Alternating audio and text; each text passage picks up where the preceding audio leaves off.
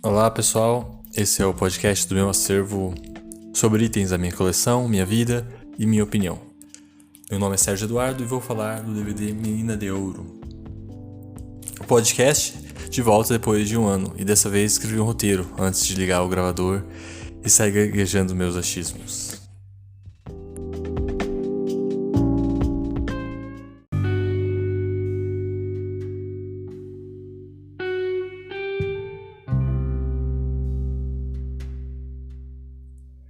Minha sinopse e curiosidades pessoais, com informações que podem estragar a experiência para quem ainda não assistiu ao filme. 2 pontos. Meg, uma garçonete muito pobre que sonha em aprender boxe e ser uma lutadora, procura Frank para ensiná-la, e este, depois de muita recusa, cria laços muito fortes com seu aprendiz. Filme de 2004, estreado no Brasil apenas em 11 de fevereiro de 2005. Dirigido e atuado por Clint Eastwood, com participação também de Hilary Swank, Morgan Freeman, Anthony Mackie, Michael Peña, Mike Colter. Esses últimos 3 atores que já fizeram projetos da Marvel. Só com um exemplo, como que às vezes uma escalação pode ter uma sorte de ter atores que na época nem eram tão famosos e depois se tornam mais famosos, mais conhecidos. O público meio que valoriza um pouco o filme. Esse filme, que é de 2004, estreado no Brasil em 11 de fevereiro de 2005, como eu já disse, voltando ao roteiro. E como mencionei, Meninas de Ouro ganhou 4 Oscars. Melhor filme, vencendo O Aviador, Ray, Sideways e Em Busca da Terra do Nunca, que acho que ninguém mais lembra que existe. Clint também levou melhor direção pela segunda vez na carreira. Anterior fora por Os Imperdoáveis, em 93. E também foi indicado no ano anterior a Menina de Ouro. Foi indicado por Sobre Meninos e Lobos, perdendo para Peter Jackson por Senhor dos Anéis, O Retorno do Rei.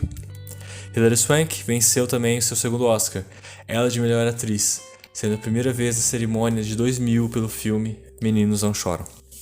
Morgan Freeman venceu a categoria Melhor Ator Coadjuvante. O filme também foi indicado por Melhor Roteiro Adaptado para, vejam só, Paul Haggis, que no ano seguinte iria dirigir Crash, No Limite. Perdeu nas categorias edição e infelizmente Clint Eastwood perdeu o melhor ator para Jamie Foxx por Ray. Talvez seja nada a ver mencionar o Oscar, mas acho importante para sentir um pouco do que pensavam sobre o filme na época. Assistir algo tantos anos depois, sem um contexto, pode ser bom para analisarmos friamente a obra isolada, como ela de fato é hoje aos nossos olhos, mas também colocá-la em contexto e as premiações sendo um bom parâmetro, temos noção da força que o filme teve no seu período. E no caso de Menina de Ouro, é importante dizer 2 coisas. Seu concorrente para melhor filme era O Aviador, de Martin Scorsese, uma superprodução que se passa entre os anos de 1930 e 40, com muitos efeitos especiais, que cita a Hollywood clássica e um dos seus maiores nomes, Howard Hughes, e seu caso entre outros casos da história do Howard Hughes, o seu caso com Katharine Hepburn, talvez a maior estrela de cinema de todos os tempos.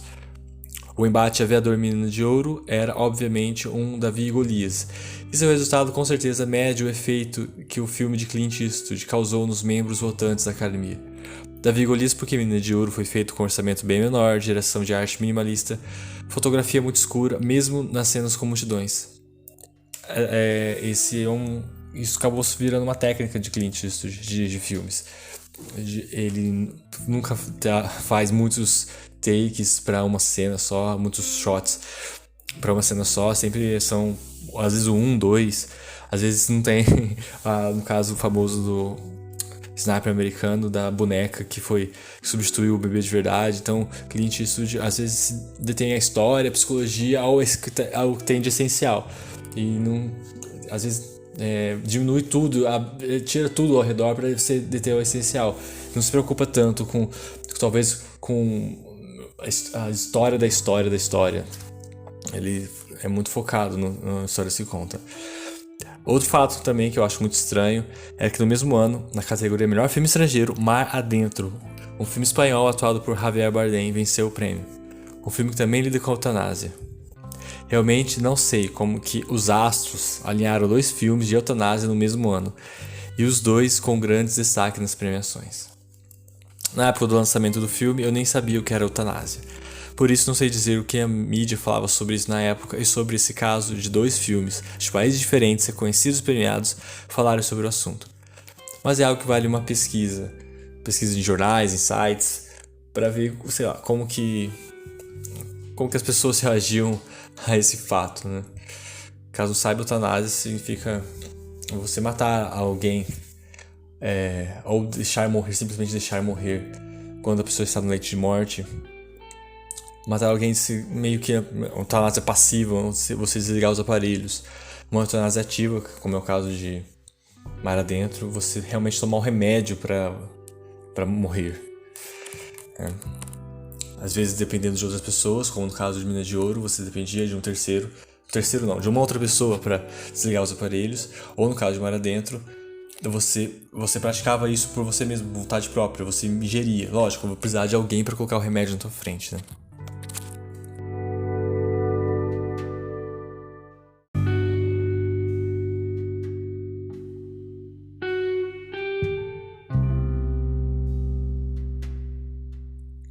Meus comentários pessoais sobre o filme. Adaptado de uma série de contos de FX2, nome artístico de Jerry Boyd, um treinador de boxe que viveu 70 anos, falecendo em 2002. O roteirista Paul Haggis mescla alguns dos contos do livro Hope Burns, Stories from the Corner, publicado em 2000, já no final da vida de Boyd, onde ficcionaliza suas experiências como treinador. Esse lance de juntar várias histórias em um contexto lembra um pouco Crash. Então não sabemos se Menina de Ouro é bom, graças ao Clint Eastwood, que podou as ambições de Haggis demonstradas em Crash. Se melhorou o filme tirando tanto o aspecto de mosaico e transformando em uma coisa só, coesa e bem amarrada na relação de treinador e profissional. Pois, um ano depois, Paul Haggis já estava se achando o próprio Robert Altman, entre aspas, né? E não tinha ninguém com mais sabedoria por perto para orientá-lo em Crash. Ou se Haggis realmente estava inspirado nesse roteiro. De qualquer forma, ninguém pensa em Haggis quando lembra de Menina de Ouro, sem dúvida seu melhor trabalho. Ele que veio da televisão, escrevendo em sua maioria comédias, alguns dramas de tribunal e o retorno do Texas Rangers de Chuck Norris. Cartas de Iwo Jima de 2006, também roteiro adaptado seu, é uma obra que eu preciso rever, mas que não me conquistou tanto na primeira vez e que talvez Eastwood queria muito se provar como um contador de histórias maior que as fronteiras americanas. Ao olhar tanto a filmografia de Clint Eastwood como de Paul Haggis, notamos que Menina de Ouro é o começo de um ponto de virada na carreira dos dois profissionais. O roteirista virou diretor, mas depois de alguns fracassos de crítica está voltando sua carreira para a TV. Já o diretor e ator veterano Clint Eastwood estava saindo de sua segunda indicação ao Oscar por Sobre Meninos e Lobos, um drama familiar sombrio, para adentrar ainda mais no íntimo dos Estados Unidos, do que é feito esse país, do que é feito seu povo, os sonhos desse povo, o que eles acreditam, como se divertem vendo boxe, vendo violência, como desistem quando morrendo, quando não acham que não vão conseguir realizar seus sonhos, como se relacionam de maneiras muitas vezes fria, amarga e às vezes sem saber se expressar direito. Claro que a palavra povo é muito ampla, porque aqui a representação está no personagem da Meg e do Frank, a atleta e seu treinador / empresário. Meg, de origem muito pobre, quer ser boxeadora por algum motivo que não sabemos. Se muda para a cidade grande, trabalha como garçonete. Vemos ela guardar o resto do que sobra dos pratos dos clientes. Ela pede para o Frank treiná-la, mas ela insiste em recusar. Frank, insiste em recusar. E até achamos que é por um motivo sexista. E talvez, de fato, o filme se convença que Frank não é sexista, porque ele mesmo é alguém que tem cuidados excessivos com seus lutadores. Mas meio que é sexista sim, não querer nem treinar Meg por medo de ela quebrar a cara, sendo que ele já treinava o personagem do Michael Coulter, que quebrava a cara sempre, entendeu? Então, Frank também tem seu passado turbulento devido a traumas com seus lutadores, problemas com a família que nunca chegamos a saber o porquê de ter sido abandonado, e um cinismo grande frente à vida representado por seu conflito com o padre da missa que sempre frequenta e com o pessimismo que faz Meg chorar às vezes. No caso da família, é interessante notar que anos depois, com o filme de Clint Eastwood de Gran Torino, ele também trabalha o conceito de família que a gente escolhe, porque a família que temos muitas vezes decepciona a gente, nos abandona, nos larga, não tem interesse. Mas também esse conceito de família que construímos. Ele vira o pai da Meg, ele pensa como um pai dela. Assim como a Meg se coloca nessa posição de filha. Lógico, pai e filha talvez seja simplista, seja do jeito encaixado na nossa mente dessa relação. Mas é um amor, uma relação muito forte de proximidade entre os dois. E também, no caso da missa, o personagem Clint Eastwood expressa seu cinismo. Eu acho muito bom todas essas cenas, e muito bom envolver religião nisso, torna um pouco mais densa a obra. E também ele mostra esse pessimismo com a Meg, quando ele diz que ela é velha demais para isso e que ela nunca vai realizar seus sonhos, que ela devia sair de lá e voltar para casa, porque meio que parece que ele já viu tanta coisa de ruim na vida que parece que ele tá dando um bom conselho para ela, né? Tipo assim, sendo que a melhor coisa que ele poderia fazer por ela seria treiná-la de fato. Não dar um conselho desanimador desse. Mas ele acha que ele tá fazendo bem, né? Ele se considera forte e tem dó de Meg. Tem dó, mas se expressa de uma maneira muito errada com ela, né? No começo. Mesmo Frank calejado não tem ideia do que de pior pode ainda acontecer. Depois de aceitar treinar Meg numa cena chave, uma cena muito bem feita, com um cenário muito escuro e luz focada, num diálogo e uma química extraordinária entre Frank e Meg. Quando ela comemora seu aniversário socando com a luva o saco de treinamento e não querendo que Frank tenha dó dela, ele aceita treiná-la. Nós torcemos pela dupla se formar desde cedo. Nos apegamos a Meg, sua dor e seus sonhos, e queremos que Frank quebre sua casca e se abra ao novo desafio de treiná-la. Mais pra frente, quando a relação deles já está muito bem desenvolvida, ele tenta arranjar um novo empresário para Meg, alguém ambicioso que possa levá-la onde ela deseja. Mas ela é ríspida e se recusa, porque a companhia dele é mais importante. Entendemos aí que é um filme de amor, um amor que se manifesta de forma tão estranha que exige de nós sacrifícios absurdos. Como no final, quando a prova de amor que ela exige dele é o desligamento dos aparelhos. Faz sentido ele ser tão fechado e parecer desapegado com as pessoas, pois o treinador se apegou tanto ao aprendiz e agora ela só quer morrer. Já o personagem de Morgan Freeman, Ed, está presente só para reforçar o argumento, todo esse argumento que eu acabei de dizer, pois o filme não é sobre ele nem sua história, e mesmo o ator estando muito bem, seu núcleo é muito fraco e seu personagem do sábio que vive em função do protagonista. Não tem casa, família, nenhuma outra ambição, mesmo com seu conhecimento e história de vida. Não sei muito de mitologia grega, mas sei do clichê de oráculos cegos e monstros cíclopes de um olho só. Seria Ed um ex-cíclope que virou um oráculo? De qualquer maneira, mesmo com esses pormenores, a presença dele traz o tom solene e até mastiga um pouco para quem assiste toda a complexidade das personagens de Meg e Frank, através de uma narração em off. Um pouco difícil de assistir toda a trama do Danger sofrendo bullying e do personagem de Anthony Mack. Parece muito piegas, querer sensibilizar demais a plateia, um fundo de o boxe é sobre valores maiores e não violência. Mas uma reflexão que talvez os realizadores do filme nem tenham ciência, mas que está no filme, é que boxe é sim sobre violência. Talvez não totalmente, mas é algo animalesco, primitivo, catártico. As cenas de luta são brutais, não escondem sangue e até imaginamos a dor dos personagens no ringue. Eu lembro que meu pai, quando assistiu comigo a primeira vez, ficou muito, não espantado com o filme, mas pensando, nossa, boxe é um esporte cruel. Mas ele disse isso depois de ver as cenas no começo do filme. Então o filme meio que fez ele dizer isso, porque realmente é violento. A Luísa, que assistiu comigo há pouco tempo, também ficou muito espantada com as cenas, ela que não gosta de violência e sangue. As cenas de luta são brutais, porque não esconde sangue e, como eu disse, imaginamos a dor dos personagens no ringue. Tô lendo de novo aqui. Os personagens talvez até acreditem que boxe é uma arte superior. Talvez os realizadores do filme pensem isso. Mas aqui é evidente que lutar é para os excluídos. E quando nada mais cessa na vida de um ex-profissional, o boxe ainda está lá, com uma penitência de purgatório. Nobre demais para alguém que está condenado, e sujo demais para se obter uma redenção. A última cena do filme, que vemos que pode ser Frank num restaurante beira de estrada comendo sua torta de limão, também pode ser seu inferno, já que nem boxe resta para ele, ou seu paraíso por ter deixado para trás o esporte de prática tão desumana. Esses são os meus comentários meio chatos do filme.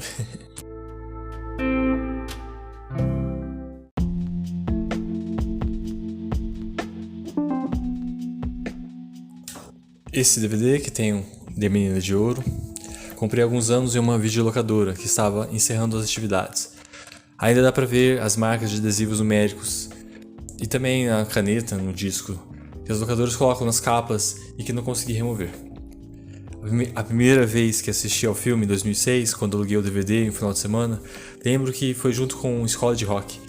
E vou dizer que foi um bom final de semana por isso. Deixo para vocês a reflexão sobre os pontos de semelhança entre os dois filmes, Escola de Rock e Menina de Ouro. Eu revi recentemente o filme deste DVD e mesmo tendo curtido muito, ainda mais por ter mostrado para Heloísa pela primeira vez, e ela obviamente odiado, essa edição do DVD que tem é péssima, com a razão de aspecto feita para TVs tubo, um 3x4, que enchia as telas das TVs antigas. Tendência do mercado que agradou muitas pessoas que odiavam ver faixas pretas em cima e embaixo dos tubos, mas que agora, alguns anos depois, esses DVDs serem configurados dessa forma, deixam as duas faixas pretas, uma em cada lateral das TVs convencionais, widescreens. Então, pessoal, eu aqui gravando um podcast sobre um filme que assisti mutilado. Espero um dia rever de maneira apropriada, boa definição. Mesmo por conta desses revés todos, gostei muito de ter assistido, ainda mais dessa forma tão rudimentar, como se estivesse passando na televisão, quase coloquei dublado também. Podem vir aqui rasgar minha carteirinha de cinéfilo. Também o DVD não há extras, só a ficha técnica dos atores, a ficha técnica de alguns dos atores, né? Suas filmografias e acho alguma coisa muito ultrapassada, porque hoje todo mundo tem internet e consegue pesquisar o nome dos atores. Espero que vocês tenham gostado do podcast, espero que possam rever o filme. Há alguns tempo atrás eu disse que não me importava com o que achavam do podcast. Eu disse isso muitas gravações atrás, há muitos anos atrás, faz tempo que eu não gravo. Mas claro que eu me importo com o que pensam do podcast. O que eu queria dizer mais é que eu, às vezes não me importo, porque o podcast realmente é feito de um jeito muito rudimentar. Eu não tenho os equipamentos para isso, mas também eu esperei muito tempo para gravar. E se eu continuar esperando e não fizer nada, não gravar, não tentar, sei lá, eu me sinto impotente. Então, eu amo cinema, eu gosto de me expressar e ainda não sei como fazer isso com a internet. Eu amo podcast, eu amo a mídia podcast, sempre gostei, sinto necessidade de ouvir todos os podcasts que aparecem na minha frente. E embora eu não tenha técnica e eu sou péssimo em ser caprichoso, meio que como Clint Eastwood, claro, mas a diferença é que ele é caprichoso em alguma coisa, né? Eu não faço tanta questão assim, mas eu tento e eu quero encontrar realmente a essência nisso, em falar de um filme, em gravar sobre um filme, em achar em comentar, porque o cinema é muito conversa também, muito comentários. E às vezes mesmo que eu gosto de ouvir, eu amo ler críticas, eu amo ouvir comentários, mas eu sinto a necessidade de também ter a minha voz. Espero que vocês gostem do podcast, espero que gostem de tudo isso. Se quiserem entrar em contato, pelo Twitter, minha arroba é SérgioEMD. Também no Letterboxd, com a mesma arroba, ou você procurando Sérgio Eduardo Moura de Bortoli no Letterboxd. Eu escrevo pequenas linhas, poucas linhas em alguns filmes, algumas críticas. Eu gosto de troca de cinema. Então, sinto-se à vontade em entrar em contato comigo. Espero que também vocês sugestões do podcast. No Letterboxd tem uma lista sobre os filmes que eu tenho do meu acervo pessoal. Se caso vocês tenham vontade de ouvir algum podcast sobre algum desses filmes, estarei disposto a ouvir e quem sabe gravar. Ok? Obrigado pela participação e façam esse podcast chegar na Isabela Boscov. Valeu, pessoal. Obrigado.